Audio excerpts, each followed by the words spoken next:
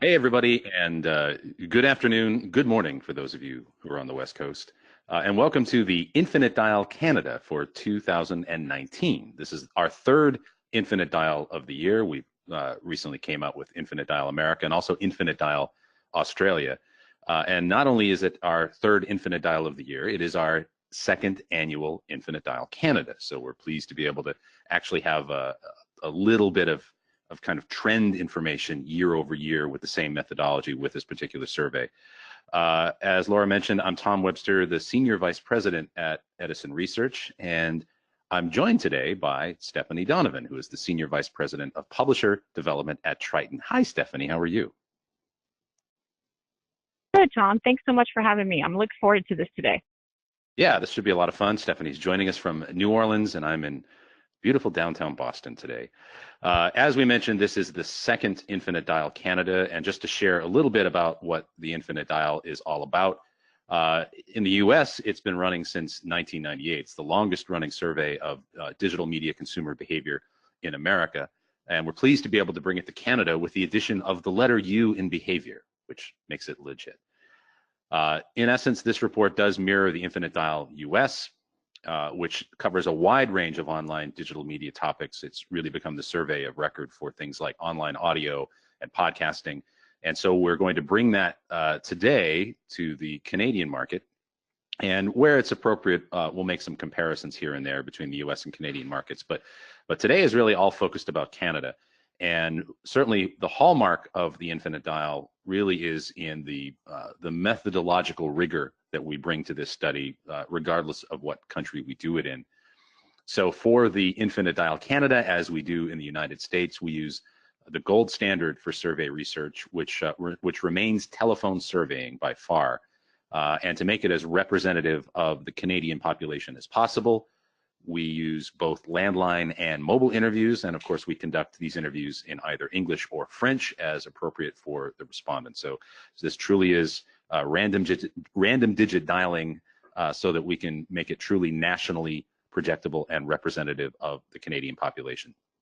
And you may see some things here, and you may want to compare them to other studies you've seen. You may even want to compare them to the Infinite Dial US, and I'll point out just two things before we continue with that. Number one, unlike the Infinite Dial US, which is 12 plus, the Infinite Dial Canada is 18 plus. There's some additional legal requirements around doing research with teens in Canada. So this survey we bring to you is 18 plus. So it's not quite apples to oranges to compare it to the United States.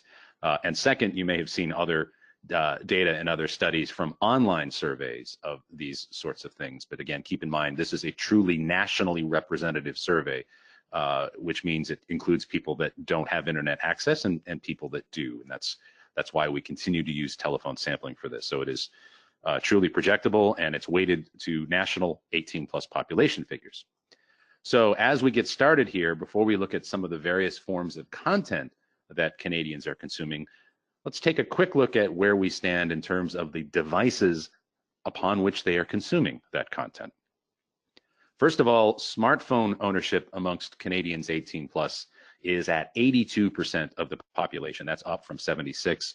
That is approaching where it is in the United States, which has started to really flatten out. I think it's all ashore who's going ashore in terms of smartphone ownership in the US, and we certainly may be approaching that in Canada as well. Ownership of an internet-connected TV has grown from 54% of Canadians 18 plus to 61%. And in that category, we class things not just like a smart TV that's completely integrated, but also if you have an Apple TV or a Roku or some kind of external device, or even an internet-connected game console like a PlayStation or an Xbox. We count all of that as an internet-connected TV. And of course, that number fuels a lot of the cord-cutting data that we've been seeing. And then finally on this page, tablet ownership, as it did in the US, grew a little bit this year from 49% to 52%. So the majority of Canadians have some kind of internet-connected device upon which they can consume content. And in a few moments, Stephanie is going to talk about some of that content that they're consuming in terms of online audio. Smart speakers have certainly been a big part of Canadian consumer technology over the past couple of years. And here we see actually in many cases, Canadian ownership and awareness is ahead of where things are in the United States, according to the United States Infinite Dial. In terms of awareness, awareness really did not grow appreciably with either the Amazon Alexa suite of products or Google Home. They both went up, I think, a skosh is fair to say. And this year we also tracked the Apple HomePod, the Sonos One, which appears to have had a strong debut, and the Harman Kardon Invoke. For people that have heard of any of these, that's 65% of the population. So nearly 2/3 of Canadians 18 plus have at least heard of one of these devices. Now, in terms of ownership, we have seen some significant growth here. The percentage of Canadians 18 plus who have an Alexa device has tripled from 3% to 9%. And for those of you on this webinar who may not be aware of this, unlike in the US, where Amazon had quite a head start, it was really Google who had the head start in Canada, and Amazon had a bit of a later debut. But they're clearly establishing a presence in Canada, with 9% of Canadians saying they own one of these devices, and 14% of Canadians saying they own a Google Home device. And if you roll all of that up, and there's very little duplication actually with these devices, 26% of Canadians 18 plus own at least one smart speaker, and that is higher than we see in the US. So there's been pretty significant growth in terms of the ownership of these devices. And that growth has come in a variety of ways. And really the two main ways it's come, of course, are new families and new households buying these devices for the first time, but also the number of devices in the household. And this is indeed an area where both in the US and in Canada, we've seen pretty sizable growth. Last year, in the 2018 Infinite Dial, the average number of smart speakers that Canadians owned was one. The mean was pretty much exactly one, and 3/4 at least had one, with 15% owning two and 9% having three or more. That has changed pretty significantly year over year, and we did see this kind of a change in the US as well. Today, the average Canadian who has one of these devices in their household actually has at least two, and the mean is 2.1. And what's kind of interesting here about the differences between the US market for this data and the Canadian market for this data. In the US, this year's mean was also two, but it was still primarily a mix between people who owned mostly one with reasonably sized chunks for two and three. But here we see that the plurality of people who own one of these devices actually do own two, with another 28% owning three. So these devices are not only gaining penetration in from household to household, they're also gaining penetration in different rooms of the house. Isn't that right, Stephanie? It is. We learned through our webcast metrics Triton digital product, the highest online listenership on smart speakers is actually Saturday and Sunday. So it's actually that extension of audio listening in the home, and it's happening over the weekend. It's 25% on Saturday, 26% on Sunday, respectively. So it's a great news for audio in the home.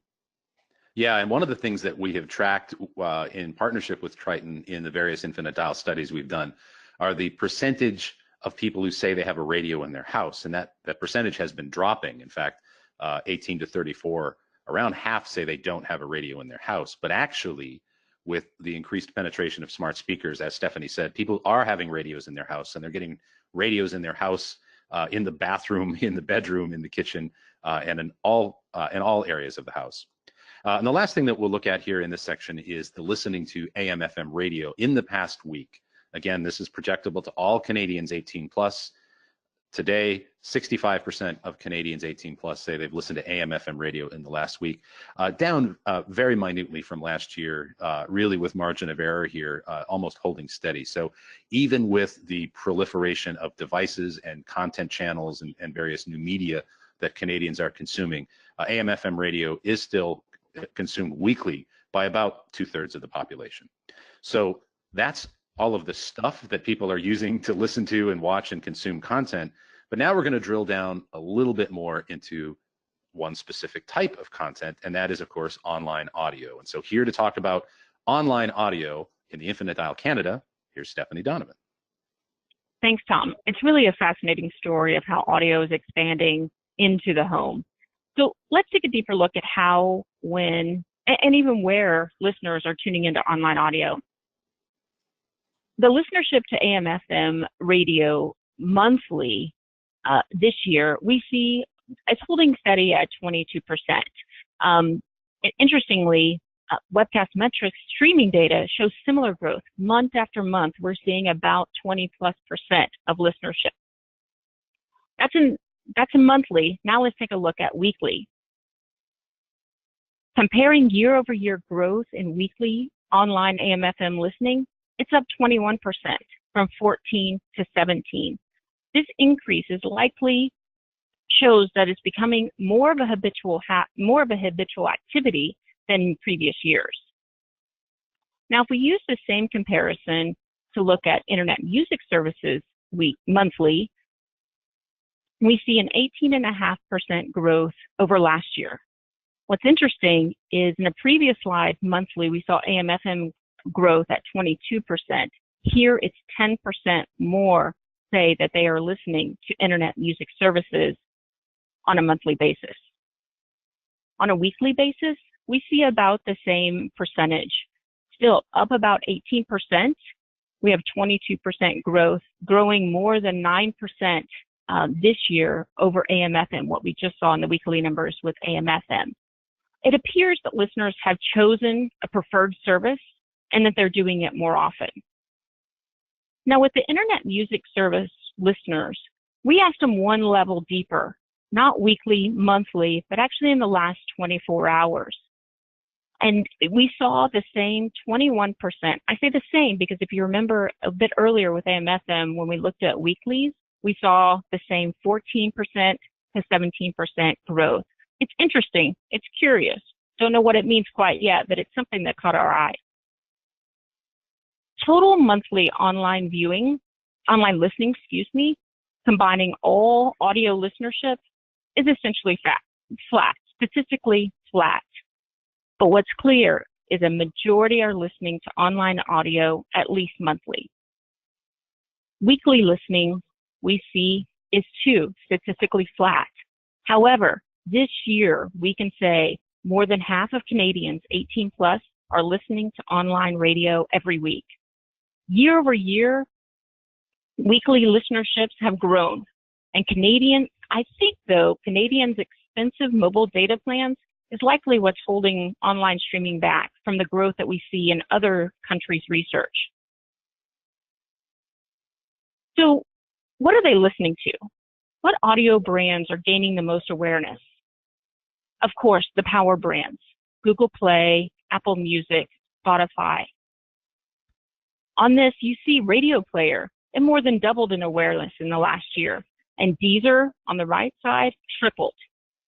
Listeners are signaling more awareness from nearly every audio brand that you see here, with the exception of one or two. Monthly online audio from those brands, that awareness is translating into listeners saying that they are listening more to those top brands again. Spotify, you see an incredible jump from 19 to 27%. Apple is growing. Apple is tying in Apple Music into every facet of their ecosystem to attract more of their subscribers. Google Play, very similar. Their plans are attractive and they're tying it into every facet of the Google ecosystem.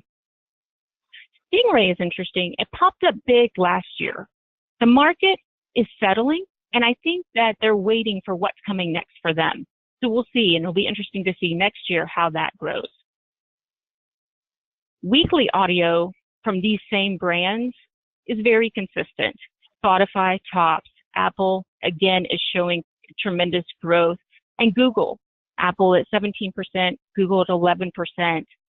What's interesting on this report for weekly is how big CBC popped. CBC popped tripled in their estimates from 3% to 9%.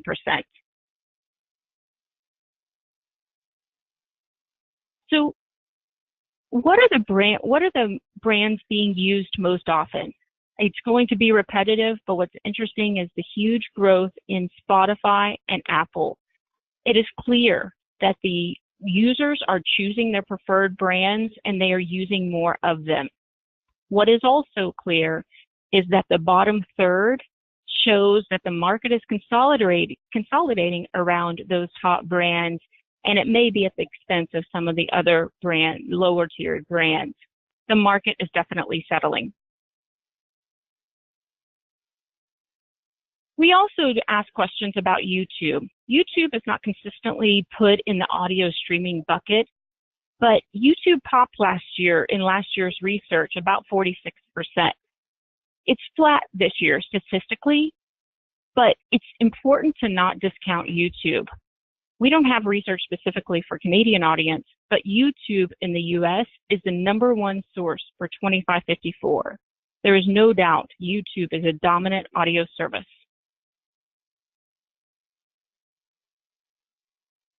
So with the increase in listenership that we saw in the previous slide, where is it coming from? The listenership pie is definitely growing. It's great news to see that nearly 25% say they spend more time with audio because of streaming. It is coming a bit from owned music, and that's suffering at the hands specifically of Spotify and Apple. That third piece, that remaining third, say that they are listening to more streaming instead of over-the-air radio. 35 to 37 or 37% say that. But this is a story of listening beyond the broadcast, not a story of decline. Let's not forget, radio still reaches 65% of Canadians weekly. In fact, the only thing that reaches more Canadians is snow and Tim Hortons. So while we've looked at the online audio listenership trends and the big brand impact, let's look at listenership where it's happening, in car. Listenership to AM/FM still dominates the entertainment in the car. However, with an in-dash experience evolving, radio knows that it's no longer competing with just other radio stations, but it's competing with all kinds of audio sources. Radio is declining slightly, going from 83% down to 79%. Every other source shown has grown year over year. Tom, I think it'll be interesting to see in the years going forward how the listener engages more with self-driving cars. Something to keep note of. Audio sources used most often in the car, still radio dominates. AM/FM radio dominates. Nearly 8 out of 10 times people are listening to audio, listeners are listening to audio, AM/FM audio. Online audio, though, was the only source that improved year over year, up 11%. I live this example every morning when my teenagers argue for the right to play their own music on my car's Bluetooth. You guys might be the same. With more choices available in the car entertainment systems and the prevalence of your dash connected to your smartphone, online audio will continue to absorb more listenership from other sources.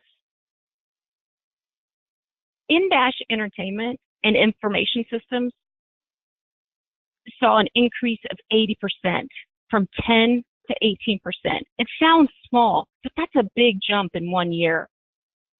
And it's clear to see why we had such a large number of online audio listenership in the car, that 5 to 11% we saw earlier here. It's quite a jump that's happening in cars. So, Tom, another source gaining a lot of attention is podcasting. Yes, now we come to my favorite part. Just a couple of things before we press on. Number one, we are going to be answering questions on Twitter. If you want to tweet about this or ask questions, please use the hashtag #InfiniteDial. You'll see it there at the bottom. And to pre-answer the most popular webinar question of all time, yes, these slides will be available right after we are done on both tritondigital.com and edisonresearch.com. You'll be able to download this deck, download all you want. We'll make more. But as Stephanie said, it's time to talk about podcasting, and podcasting in Canada has had quite a year. First of all, the percentage of Canadians who are familiar with the term podcasting grew slightly from 61 to 63. That's really started to flatten out, and I think it's a sign that it really has become part of the everyday parlance of Canadians.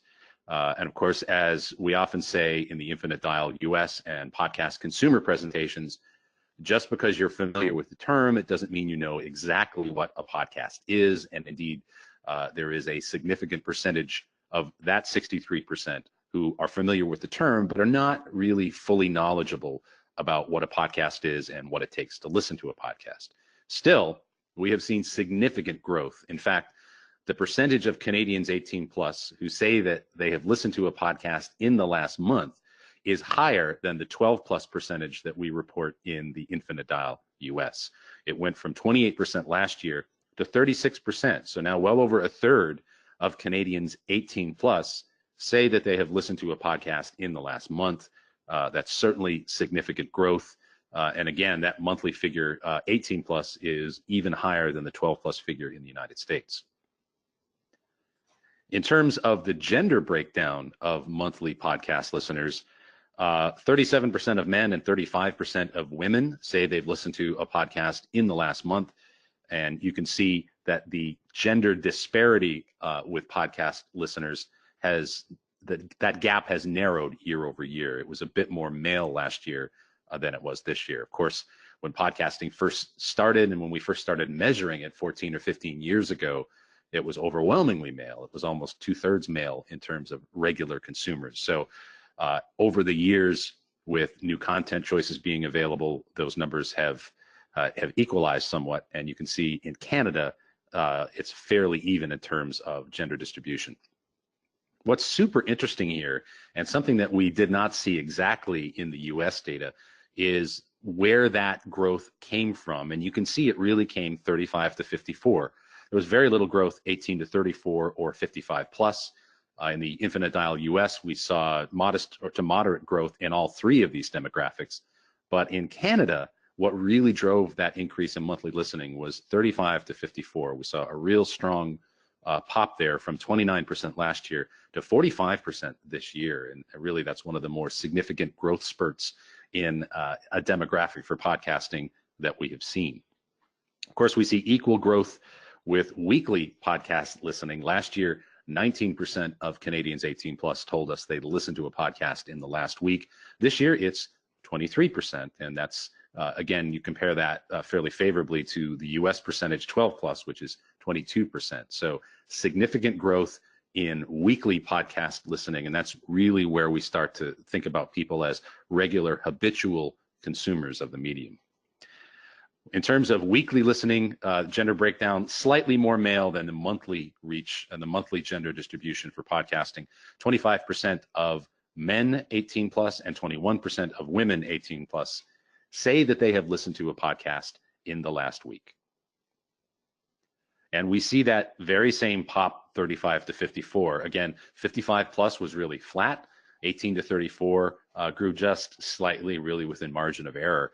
But 35 to 54, last year, 18% of persons 35 to 54 in Canada listened to a podcast in the last week. This year, that's up to 31%. So really significant growth and a different kind of growth pattern than we saw in the Infinite Dial US. We asked people who listen to a podcast at least weekly, how many podcasts did you listen to last week? And that number is 5, and it was 5 last year as well. And I think that's a testament to just how rapidly people find and discover new podcasts once they become a podcast listener. We might have expected this number to go down, actually, as there is such a tremendous influx of new listeners who maybe came in to listen to one podcast or a couple of shows. But even with this influx of new listeners, this number really did not drop, which tells you, A, that these new listeners are coming in and not just listening to one show, they're discovering multiple shows, but also people who have been listening to podcasts for a while. You can see 17% in there listen to 6 to 10 a week, 6% 11 or more. So there are significant percentages of people that have been listening to podcasts for a while who have really made it one of the main parts of their media diet, and they're actually listening to lots of these. And by the way, this number in the United States, Infinite Dial, is 7. It was 7 last year as well. And I think some of that may have to do with sort of a deeper penetration of daily topical newscasts, news podcasts here in the States. Those are certainly coming. In Canada, they've already been introduced, but here in the United States, shows like Up First and The Daily have had pretty impressive debuts and have really solidified their spot in terms of regular listenership. And I think that's had a lot to do with driving this number even higher, and I would expect this number to go higher in Canada as well. So what do people use to listen to podcasts? Last year, 59% of podcast listeners say they most often use a mobile device, and this year that shot up to 75. And I think part of that significant growth there has a lot to do with just the fact that there was a significant growth in new listeners, new monthly listeners and new weekly listeners, and they are coming in as predominantly mobile users. So today, about a quarter still say their computer is the main device that they use to listen to podcasts, but 3/4 of Canadian podcast listeners are doing so on a mobile device.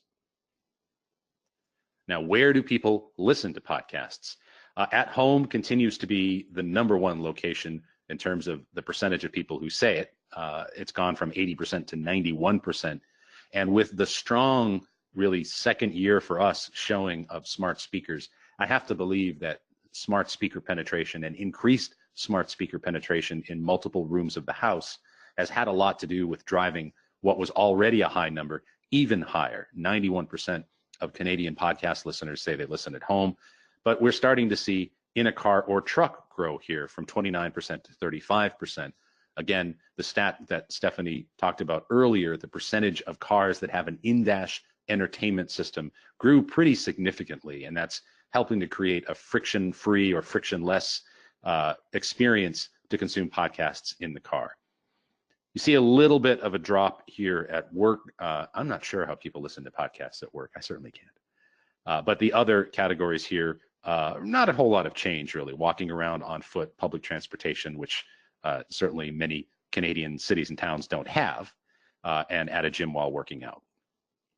We also asked people how many of them listen to podcasts from public radio producers, and your brain may insert CBC here, and that's certainly a big chunk of this, but it can also include shows from entities like NPR that Canadian podcast listeners may also be aware are public radio producers, and that's gone up from 42% last year to 46%. So nearly half of Canadian podcast consumers are aware that they're consuming at least one show from a public radio producer.